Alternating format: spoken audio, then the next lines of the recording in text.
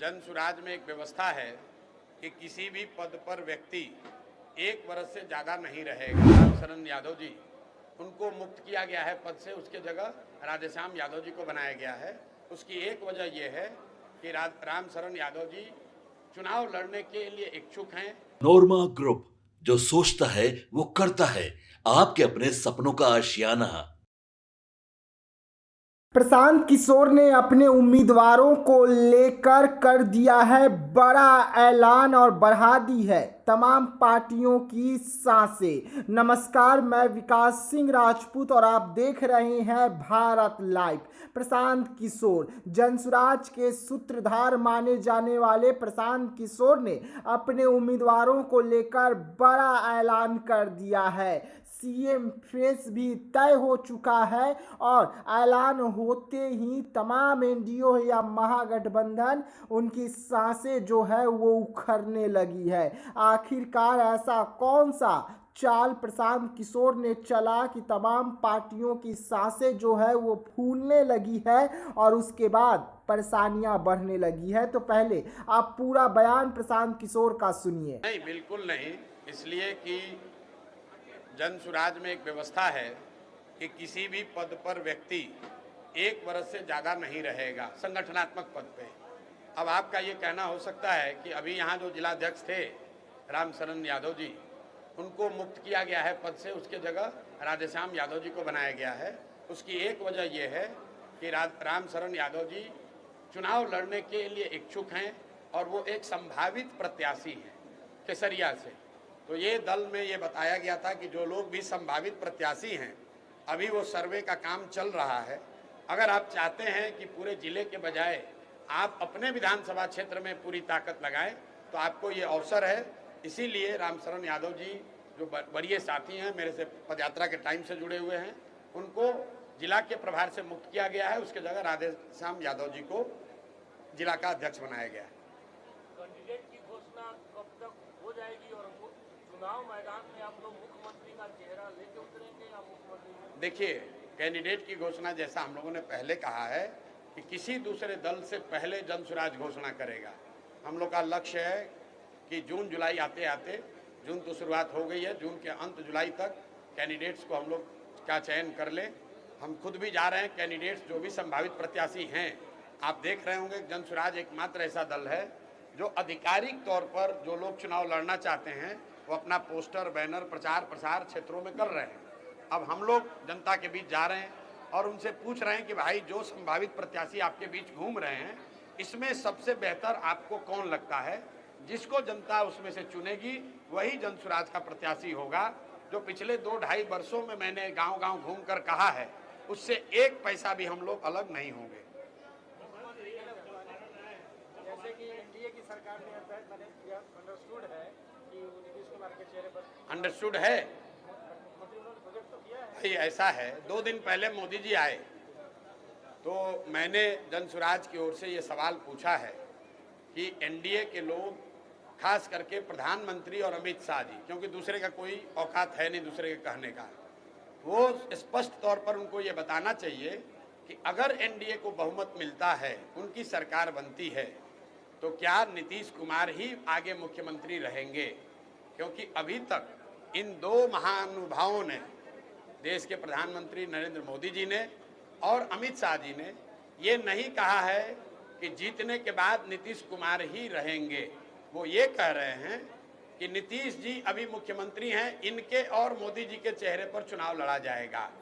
लेकिन ये नहीं बता रहे कि लड़ने के बाद क्या होगा।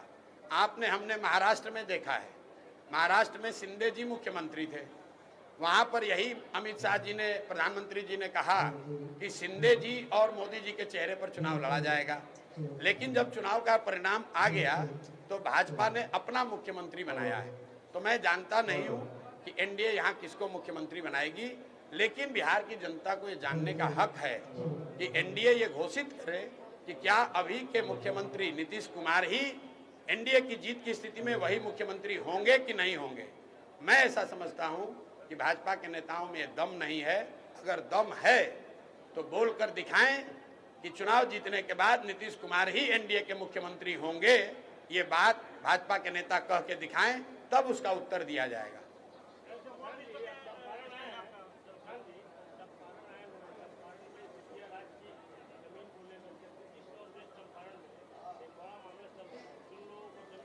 भाई बेतिया राज सुनिए, बेतिया राज की जमीन का जो अधिग्रहण का मामला है, मैंने आपको बताया कि अभी जो सरकार है इसको चलाने वाला कोई मुखिया नहीं है। नीतीश कुमार शारीरिक और मानसिक तौर पे बिल्कुल सक्षम नहीं है मुख्यमंत्री पद पर बने रहने के लिए। ये बात हम लोग पिछले 3-4 महीने से कह रहे हैं। कई बार मैंने कहा भाई मेडिकल जांच कराकर बुलेटिन जारी करना चाहिए। चलो वो नहीं मानोगे तो अपने मंत्रिपरिषद के सदस्यों का नाम बता दो तो भी हम लोग जान जाए कि आप स्वस्थ हैं। आपने कल देखा कि मंत्रिपरिषद के साथियों का नाम तो छोड़िए, नीतीश कुमार देश के प्रधानमंत्री जो स्टेज पर बैठे थे उन्हीं का नाम भूल गए।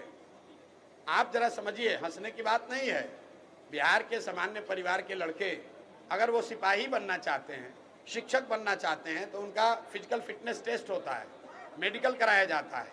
अगर आप फिजिकली मेंटली फिट नहीं हैं तो आप सिपाही मास्टर नहीं बन सकते हैं। लेकिन ऐसा कैसे है कि 13 करोड़ लोगों का मुखिया, सब आदमी ये कह रहा है भाई इनकी तबीयत ठीक नहीं है, फिर भी भाजपा वाले उन्हीं को थोपे हुए हैं।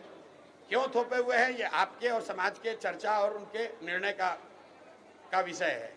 मैं ऐसा समझता हूँ कि चाहे बेतिया राज के अधिग्रहण का मामला हो, लॉ एंड ऑर्डर का मामला हो, या सरकार की ओवरऑल जो फंक्शनिंग है, इस सरकार का मुखिया शारीरिक मानसिक तौर पर फिट नहीं है। सरकार को मुख्यमंत्री नीतीश कुमार नहीं चला रहे हैं, 3-4 रिटायर्ड ब्यूरोक्रेट जो उनके सलाहकार है वो लोग चला रहा है, और 3-4 उगाही मंत्री है। मैं उनको कहता हूँ ये सब उगाही मंत्री है। जो 4-5 महीने बचे हुए हैं ये लोग लूटने में लगे हुए हैं। जिस सरकार का कोई मुखिया नहीं होगा उसमें इसी तरह के कानून बनेंगे, इसी तरह की गलतियां होंगी। आप देख रहे हैं कानून व्यवस्था की हालत, रोज मर्डर हो रहा है, रोज हंगामा हो रहा है। लेकिन आपने सुना कि नीतीश कुमार ने लॉ एंड ऑर्डर के रिव्यू के लिए कोई बैठक बुलाई है? क्यों नहीं बुलाया है? क्योंकि नीतीश कुमार को वो स्थिति ही नहीं है कि वो कोई बैठक बुलाए उसमें रिव्यू करे। आपने कोई नीतीश कुमार का पत्रकार वार्ता देखा पिछले 4-6 महीने में? आपने नीतीश कुमार को कोई भाषण देते सुना? भाई वो कागज लेके पढ़ रहे हैं, और जो पढ़ रहे हैं उसमें भी आधी बात गलत बोल रहे हैं। किसी के सर पर गमला रख दिया, किसी के कंधे पर हाथ रख दिया, किसी का नाम गलत बुला दिया। कभी राष्ट्र, ऐसा कैसे संभव है कि जो आदमी 20 वर्ष से मुख्यमंत्री है, राष्ट्रगान बज रहा है और आदमी ताली बजाने लगे बीच में? ये कोई नए व्यक्ति तो है नहीं। तो कहीं ना कहीं जी हाँ, सुना आपने प्रशांत किशोर का पूरा बयान। प्रशांत किशोर ने साफ तौर पे कहा कि हमारे उम्मीदवारों के लिए सर्वे हो रहा है, जो उम्मीदवार जहां से हैं वहां से मजबूती के साथ चुनाव लड़ेंगे और जीत कर भी आएंगे। और अगर किसी उम्मीदवार को लग रहा है कि हम सिर्फ अपने विधानसभा क्षेत्र पर ही फोकस करें तो उनका फेरबदल भी किया जा रहा है, उन्हें और जिम्मेदारियों से मुक्त किया जा रहा है। वैसे में प्रशांत किशोर ने बड़ा बयान जारी कर दिया है विधानसभा 2025 के चुनाव के मद्देनजर। तो ऐसे तमाम खबरों के लिए रहिएगा भारत लाइव के साथ, दीजिएगा इजाजत, धन्यवाद। पनोरमा ग्रुप, जो सोचता है वो करता है। अगर ये वीडियो पसंद आई और वह बिहार के राजनीति और बिहारियत से सरोकार रखेनी तो सब्सक्राइब बटन दबा के चैनल के सब्सक्राइब कर ली। ओजे एगो घंटी बा, ओकरा बटन दबा देला से कुल सटीक और मारक खबर रुआ मुफ्त में मिल जाई। अगर रुआ पत्रकारिता के हमनी के नया प्रयोग में सहयोग कर चाहतानी तो ज्वाइन बटन दबा दी। पेटीएम नंबर नोट कर ली 9386816700। धन्यवाद।